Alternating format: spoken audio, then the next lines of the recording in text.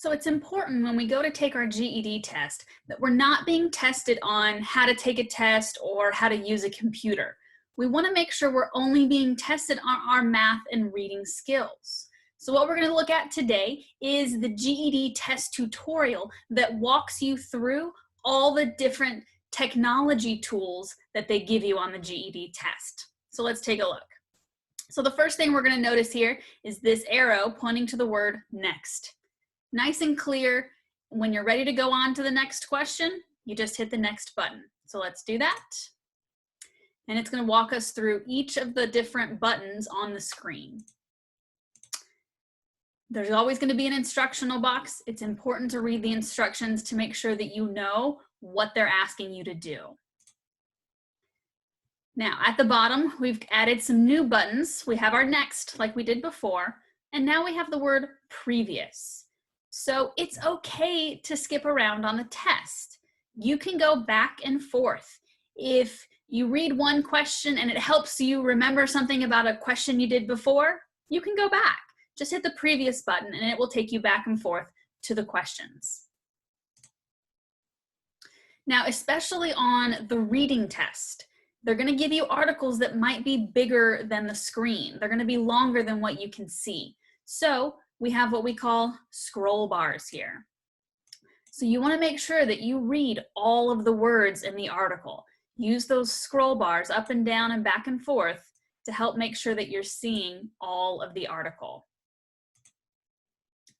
And now some of the readings may have different pages. So we see here at the top, page 1, page 2, page 3. Make sure you're reading all of them. You can't answer the questions if you haven't read the whole reading. So make sure you're checking for those page numbers at the top. Now the next section is going to go over the different question types. So the first one, nice and easy, multiple choice. Just pick one answer. Now fill in the blank, you're going to have to type an answer. So you're going to have to type a number in this example. But it's just asking you to type in that box for fill in the blank. Drop down box. You click the answer and it gives you options just like a multiple choice, but you have to open the box and pick the correct one. Hotspot. On a hotspot question, they're going to give you maybe a chart or a table like this, and you have to click the correct answer. So I just click and there's my answer. Now we have drag and drop. Drag and drop is where you have to select your answer and move it to the correct place, and in this case, putting them in the correct order.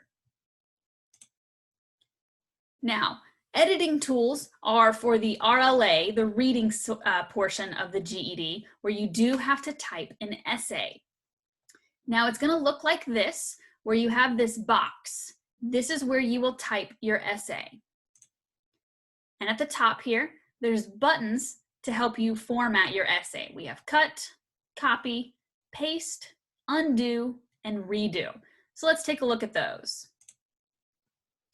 So you can type in a sentence,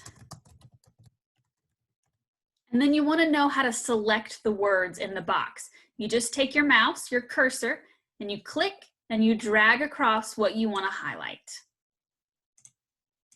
Now, if we type another sentence, we can practice cutting and pasting. So I can highlight my word again, just dragging my mouse by clicking, and then I can click the cut and it disappears. And then I can click a different place in the box and I can click paste, and that will put it in that new location. Now, maybe you realize that this sentence is now incorrect and you say, oops, I messed up. How do I fix that? This undo button will go back to the way it was before. So I click undo, and again, and now my sentence is back the way I had it before. You can also hit this copy button, put the cursor where you want it, and hit paste. And you can copy and redo different parts if you want. So those are the buttons that you can use to help you format your essay on the RLA test. So math will also have some tools that you can use. So let's take a look at those. The first one is the calculator, of course. So at the top here, you see that word calculator. You can click on it, and it gives you your TI-30XS calculator that you are allowed to use on the GED math test. And then you can just type in your numbers like you would on a real calculator. Now, notice at the top here, my mouse changes when I hit the top of the screen. I can click that and move the calculator around. So that way I can make sure that I can still see the question and the answers if the calculator's in the way. And when you're done with the calculator, you just hit this X at the top right, and that will close the calculator. Now, the other tools they're going to give you on the math test, you have the formula sheet, so you just click the name. And a couple of things to notice. Again, you can move it around so it's out of the way. And then you see in the corner here these dots. And then my mouse changes when I hit the dots into these arrows. So I can click that and I can make it bigger. So it's easier to read and easier to see more of the screen. And again, you have these scroll bars to help you see all the information. And when you're done, at the top, just click the X. And then the same thing happens with this calculator reference sheet. I can move it around. I can make it bigger. And I can scroll up and down to see more information. Click the X when I'm done. So let's take a look at the next section, test tracking tools. So you want to make sure that you are paying attention to where you are in the test and how much time you have left.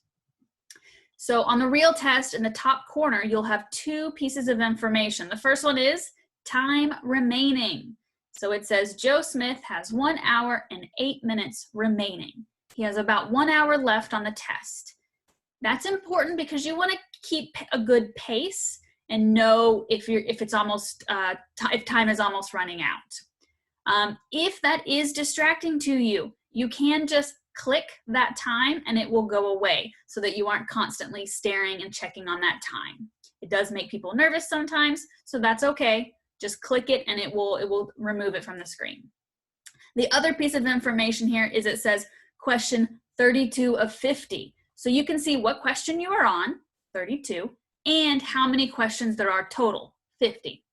It's a good idea to keep an eye on that, just like with the clock, so that you know how much time you have left to do how many questions you have left. So if you have 20 questions left in only 5 minutes, you might want to just start putting answers in there. So just keep an eye on it just so you know how much time and how many questions you have left. Now you notice this bottom one here says flag for review, and there's our flag. What you don't want to do is spend a ton of time on one question. You don't have time to spend 10 minutes on every single question. So if you find yourself at a difficult question and it might take you a while and you're like, oh, I just don't have time for that, flag the question, put an answer in, put C, but flag it, and that way you can come back to it later. At the end of the test, before you hit submit, it will allow you to check all of your questions that you answered and to see if there's any flags. And you can go back to the question that you flagged and now spend some time on it at the end. A couple of other things you can do to the screen. So some people don't like this white background. It's a little harsh on the eyes. So you can actually change that. The color scheme here means you can change the color of the screen. And then custom font. Maybe the screen is a little small, the text is a little difficult to read, and you find yourself squinting a lot. You could actually make the size of the font bigger by clicking that. Make it a little easier to read for you. Another tool they might give you is this highlight tool at the top. So again, I just click that, pick the color that I want, and I can highlight different things on the screen. This might be helpful maybe on a reading test when you want to mark up the article, or on a math test you want to mark the important numbers you need to remember. So that's a tool that you can use as well. And there's our flag for review, and it will show you at the very end this review screen. And you'll notice it'll tell you that you've answered all the questions. But then you'll notice these blue flags on question 4, question 10. That means that you marked them to come back later. So what you can do is just click those questions and you can spend some more time on them. So the last tool that we have is what we call the navigator, which is this button down at the bottom in between the previous and next buttons. So if I click the navigator, it will show me all the parts of the test. And you notice it says it's complete or incomplete, so you know which ones you finished and which ones you didn't. And you can go through all of that. You can see your flags here. And maybe you want to go back to the very beginning, and you can do that. You can just hit Introduction, Part 1, and go back to the question or the section that you would like to work on. And so that is the GED test tutorial, making sure that you aren't spending time figuring out where these buttons are. The GED is timed. You don't want to waste any second on that test. The link to this GED test tutorial is going to be in the description of this video. So try it out for yourself. Try the GED test tutorial practice so that you can learn about where all of the buttons will be on your GED test.